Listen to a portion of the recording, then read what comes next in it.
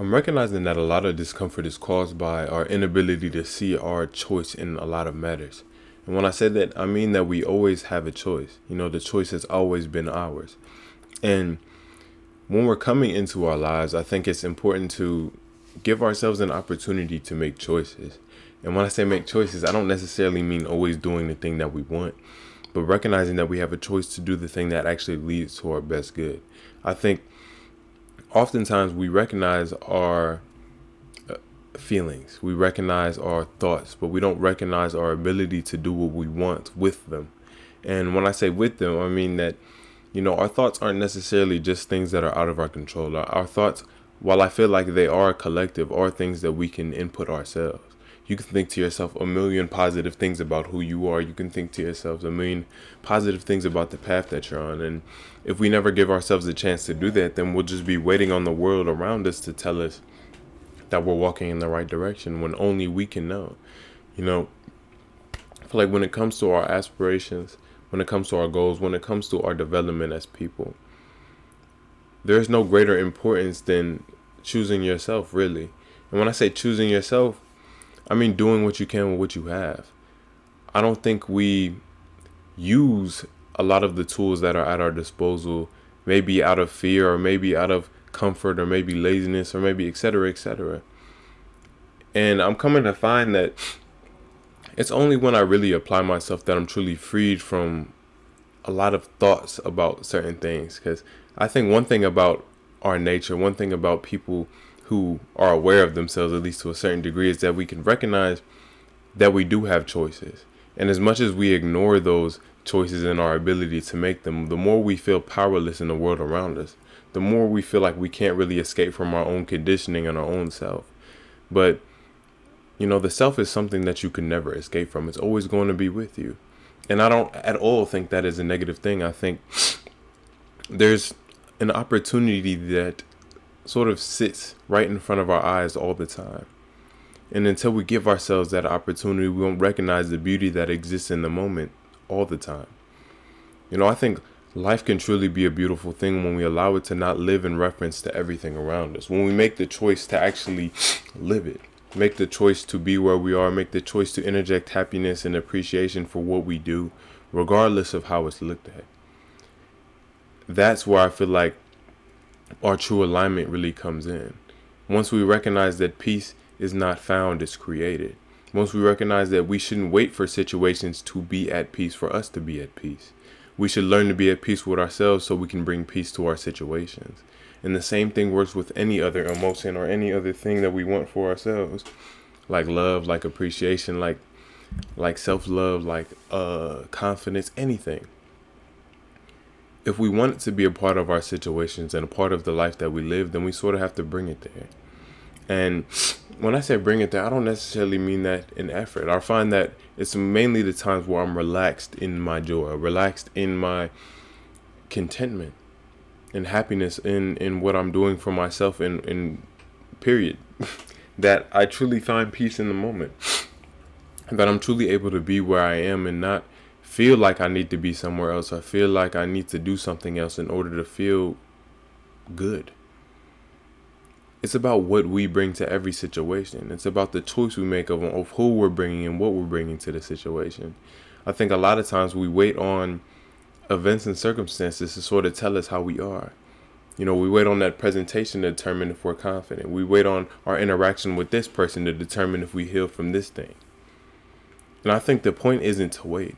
I feel like when we open ourselves to that type of interpretation, then we're sort of leaving ourselves open to things that are out of our control to determine how much we can control ourselves.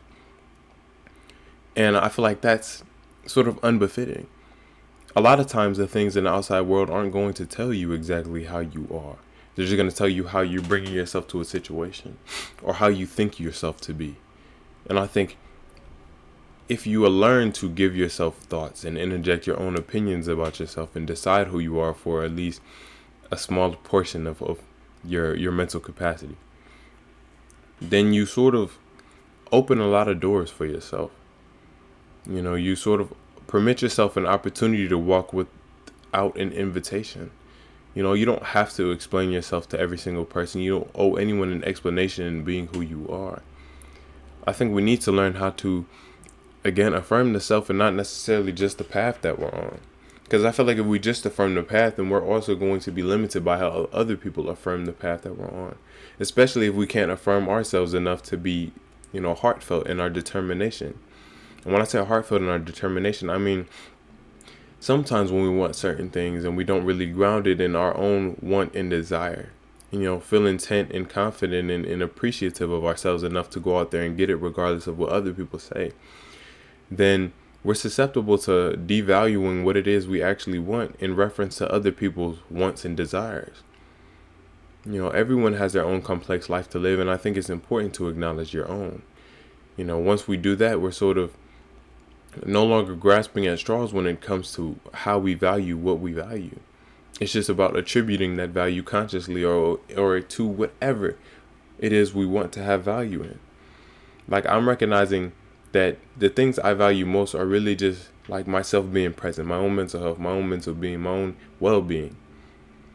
And, keeping that at the forefront has sort of allowed me to see the ways in which I've been taking it away in certain things. And one of the things I think we take it away in most is, again, how we determine who we are from events, or how we determine our peace, our feelings from events, and how we derive how we want to feel about ourselves or how we're going to feel about ourselves in some event in the future.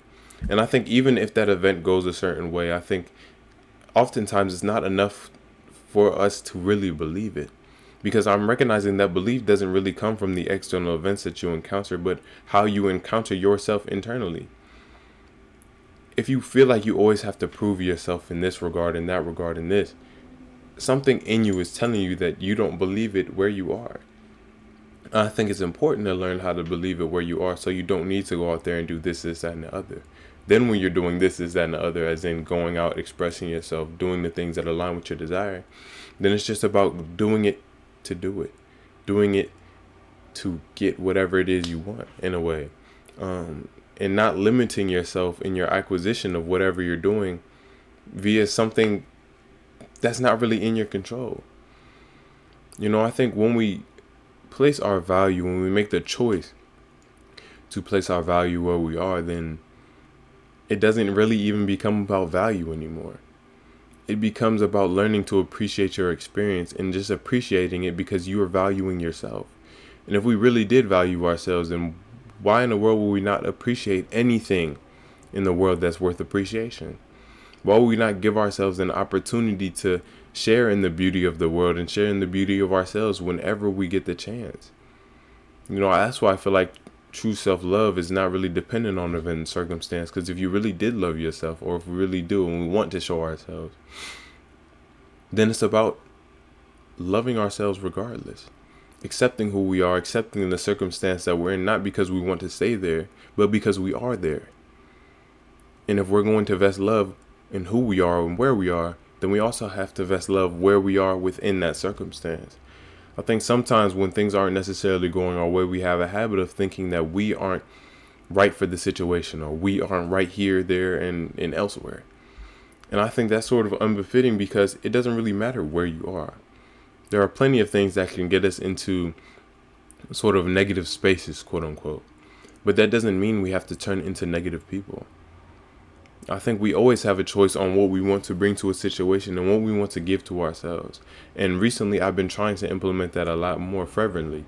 Like, actually not allowing little slide thoughts or any comments in my head to sort of perpetuate any unbefitting ideas, or to say anything to me that's not in alignment, that doesn't go along with what I want for myself, especially in regards to the future, because it doesn't currently exist.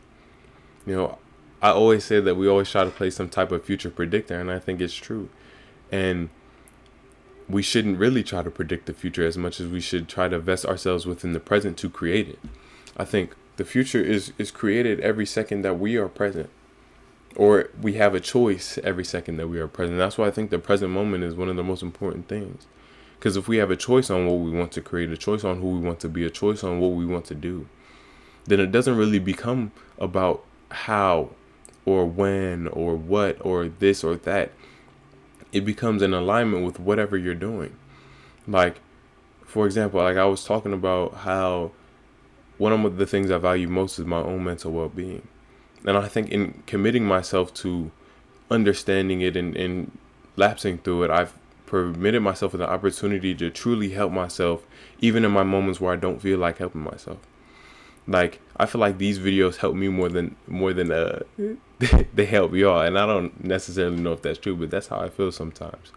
Because I think giving yourself an opportunity to make a choice to sort of hear yourself, or make a choice to give yourself audience, or make a choice to actually treat yourself like you are somebody worth something is important, especially if the world doesn't give that to you by default, even if it should, quote unquote, even if it shouldn't. It's something that we can give to ourselves, and if we really did value our experience, why would we not give it to ourselves? Why would we not, share in the love of everything that we love? Why not appreciate everything we appreciate? Why not appreciate ourselves for even appreciating it? Because we are increasing the joy, the enjoyment of our experience. And I think that's enough to give ourselves applause, to give ourselves some type of cheer. And I think we need to learn how to clap for ourselves so we don't wait on the applause from the world around us. I think that's the only way we're never going to be limited, is when we don't limit ourselves, when we don't limit our acquisition of appreciation, when we don't limit how much happiness we can derive from the lives that we're currently living. When we don't make our happiness about some specific ideal or some specific thing, rather making it inherent to who we are wherever we are. And of course, that doesn't mean that's always going to be easy. I don't think that at all. But I think it's important to recognize that you do have a choice. And sometimes that choice isn't as easy as others. Like even to make this video, I had to make a real choice. And that's why I named the video what I named it, because I genuinely had to make a choice to make it. And I didn't feel like it at first. I didn't feel like committing my time to this, doing this, etc. There was other things I could have done. But that's not really what doing your best is to me. I think doing your best is doing what you can with what you have. And that includes making the choice to do something, not necessarily at all times, because I think relaxation must be earned, but I think relaxation is something we must do intently. I think that there's sort of something divine and sacred to relaxation, to being still, to not occupying your mind or body with certain things and sort of allowing yourself to be and not demeaning yourself in that allowance. I think sometimes we demean ourselves in that allowance because we tell ourselves that lazy people don't do things, or this, that, and the other, and we connotate or we connote so many negative attributes to being still, to being at peace with ourselves, to not doing. And I think that's, a mix of things. But I think as long as we're doing what we can for what we have to a certain extent, or at least applying ourselves to the life that we live, or being present enough to appreciate it, then it's not really about our constant chase. It's about no longer taking part in the race. I think the race is only finished as soon as we stop racing and recognize that we don't really have to compete with anyone but ourselves.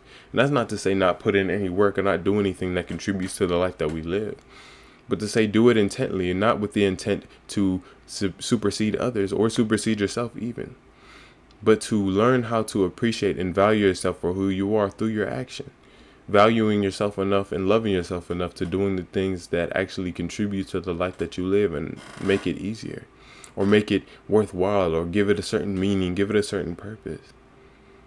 And I think all of that always starts with the choice that we make, one, to be ourselves, and one, or in two, to choose what we're going to do with who that is. So if you made it this far in the video, thank you very much. I appreciate you guys through and through. Thank you all for 700. I don't know if I said that right. I think I might have. But keep being y'all, keep being great. Make sure you're taking care of yourself, doing what you can with what you have. A lot on the way, a lot already here. And yeah,